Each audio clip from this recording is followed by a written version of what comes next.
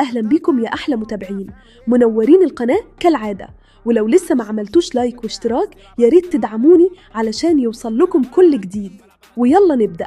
فيلم فيها إيه يعني؟ بيجمعنا بقصة رومانسية اجتماعية لطيفة، بتحكي عن اتنين كانت بينهم علاقة قديمة من سنين، وكل واحد راح في طريقه لحد ما الصدفة بتجمعهم تاني بشكل ما حدش كان متوقعه.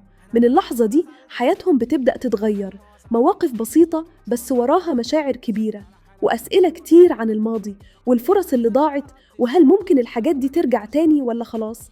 الفيلم ماشي بهدوء وشياكة، بيقدم مشاهد خفيفة، ضحك بسيط، ولمسة رومانسية ناعمة تخليك مستمتع من غير ما يبقى في دراما زيادة ولا أحداث تقيلة. ولو بتحب النوع اللي بيقدم حكاية إنسانية من غير تعقيد، فالفيلم ده هيدخل جوك بسرعة.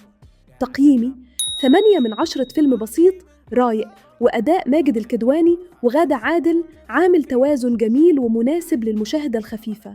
ماجد الكدواني بيقدم أداء هادي ورايق، بيعرف يوصل مشاعر الشخصية من غير ما يبذل مجهود واضح. مجرد نظراته وطريقة كلامه بتخليك تصدق الشخصية وتحس بيها. أداء ناضج بسيط وفيه صدق كبير، وغادة لعبت الدور بإحساس من غير مبالغة، والانسجام بينهم كان واضح، وفي راحة وتفاهم يخلوا المشاهد مستمتع.